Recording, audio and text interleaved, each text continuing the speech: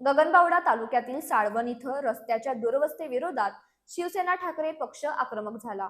खराब रस्त्याच्या निषेधार्थ ठाकरे गटाच्या वतीनं रास्ता रोको आंदोलन करण्यात आलं। यावेळी आंदोलनकर्त्यांनी अधिकाऱ्याला रस्त्यावरील खड्ड्यात बसवत प्रशासनाचा निषेध केला। शिवसेना ठाकरे गटाचे संजय पवार यांच्यासह पदाधिकारी आणि कार्यकर्ते आंदोलनात सहभागी झाले होते।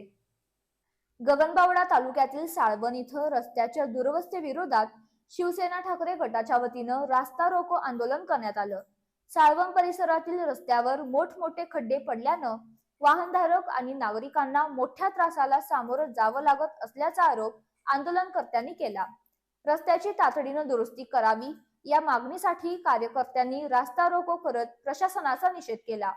यावेळी संबंधित अधिकाऱ्याला चक्क रस्त्यावरील खड्ड्यात बसवून आंदोलनकर्त्यांनी प्रशासनाला रस्त्याच्या दुरवस्थेची जाणीव करून दिली।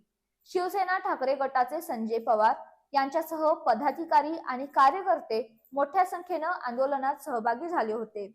रस्त्याची तातडीनं दुरुस्ती न झाल्यास आंदोलन अधिक तीव्र करण्याचा इशारा यावेळी देण्यात आला।